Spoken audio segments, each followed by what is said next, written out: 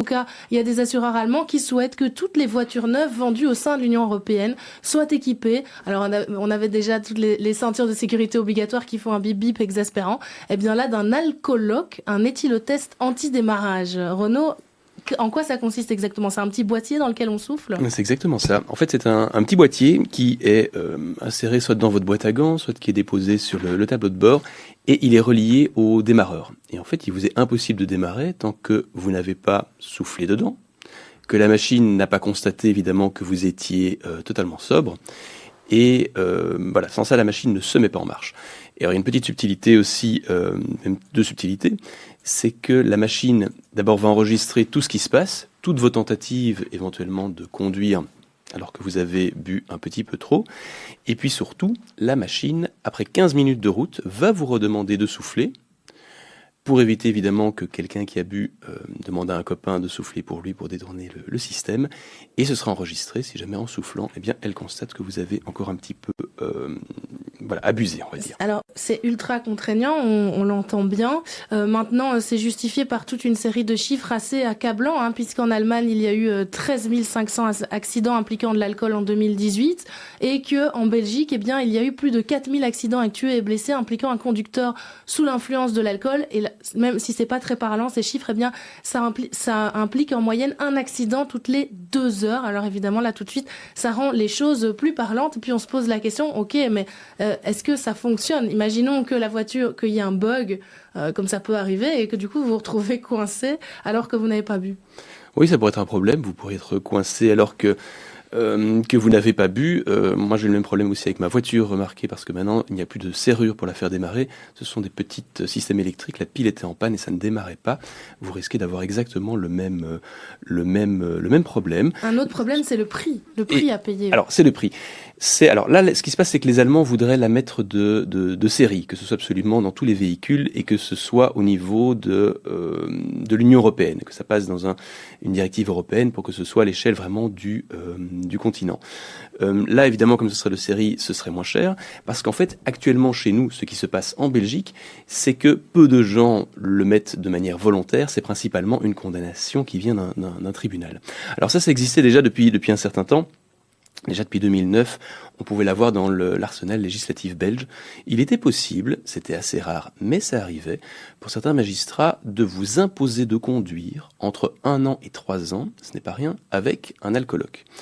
C'était possible pour le juge de le faire, c'était rare, je vous dis, mais ça arrivait, dès que vous aviez dès que vous aviez en tout cas une concentration d'alcool par litre d'air alvéolaire, donc quand vous souffliez, entre 0,35 et 0,75, ce qui correspond à entre 0,8 et 1,71 par litre de sang. Alors ça ne veut rien dire ce chiffre, mais je vous fais une conversion. Pour un homme de 75 kg, si vous aviez bu 1,7 verre de bière ou de vin ou d'alcool, donc un petit peu moins de 2 verres, vous étiez déjà en train de dépasser ce 0,35. Pour une femme de 60 kg, c'est l'équivalent de 1,45 verres, donc un verre et demi. Automatiquement, vous étiez au-dessus de ce 0,35 et un juge aurait très bien pu vous l'imposer. Vous pouvez l'imposer pour autre chose aussi.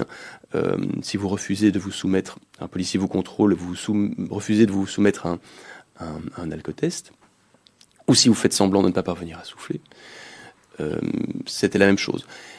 Alors même chose pour l'analyse sanguine. Parce que généralement on dit on a le droit à 2 verres pour pouvoir conduire. Donc les gens qui de toute bonne foi se disent je bois mes 2 verres et après j'arrête, étaient déjà dedans.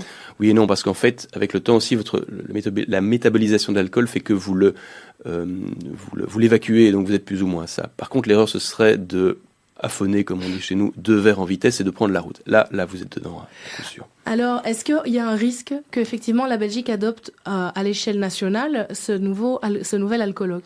Alors, ce qui s'est passé d'abord en Belgique, c'est qu'il y a eu un gros changement législatif en mars 2008. Et alors là, maintenant, ce qui s'est passé, c'est que, je vous ai dit, il y a encore une dizaine d'années, le juge avait seulement la possibilité de vous condamner à l'avoir. Maintenant, ça a changé. Dès que vous dépassez en tout cas le taux que je vous avais dit de 0,75, donc 4 verres pour un homme, ce sera 3 verres et demi pour un peu moins même pour une femme. Là, le juge a l'obligation de vous imposer cet alcool. Il a l'obligation de le faire. Et alors, il y a une possibilité en motivant spécialement, en expliquant votre situation personnelle, de ne pas vous le mettre. Mais on arrive quand même à quelque chose de beaucoup plus fort, surtout que dans certains cas, le juge là, ne peut même pas prendre en considération vos circonstances de votre vie, les circonstances des faits. Il va avoir l'obligation, sans avoir la possibilité de vous l'éviter, donc c'est un truc automatique, autant vous faire condamner par une machine, si vous êtes en état de récidive en moins de 3 ans. En gros, il y a 2 ans et demi, vous avez une condamnation parce que vous avez bu un petit verre de trop. Vous êtes repris aujourd'hui. Le juge va avoir l'obligation, sans aucune possibilité de dérogation, de vous imposer un alcoologue. Et là vient le problème du fait que c'est contraignant. Parce que vous allez devoir, à vos frais, si vous voulez pouvoir reconduire, en faire installer un dans votre voiture. Vous pouvez l'acheter, vous pouvez aussi le louer. Le louer, c'est dans les 2 000 € par an. Je vous ai dit que vous pouvez être condamné entre 1 an et 3 ans. Mais ce n'est pas tout.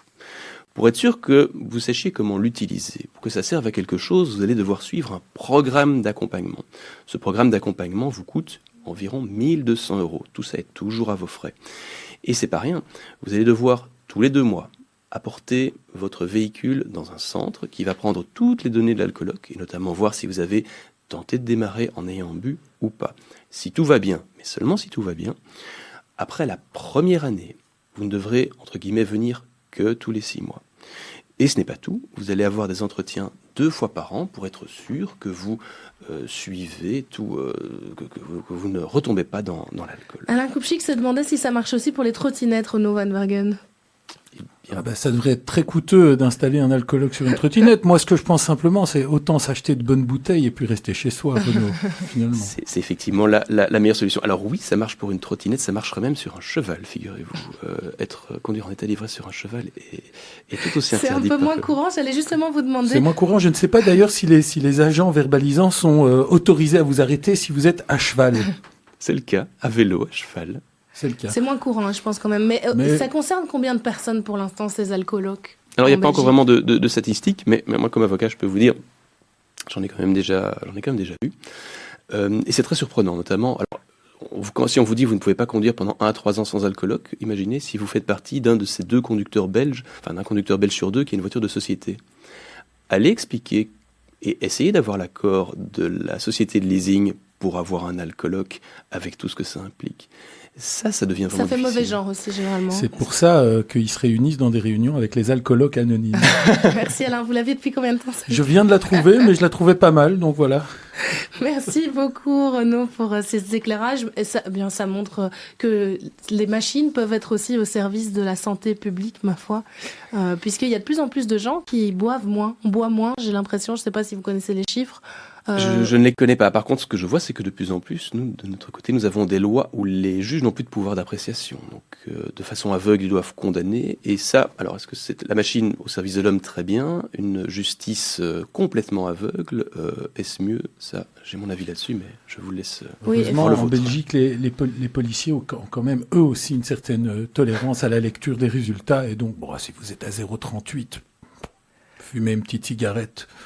Puis revenez dans un quart d'heure.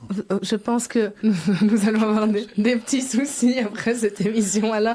En tout cas, c'est vrai que la question mérite d'être... Ce seront des blagues, bien sûr. Je ne fais que des blagues. La question mérite d'être posée, Renaud. Vous avez parfaitement raison, effectivement, puisque l'erreur reste humaine et que parfois, une fois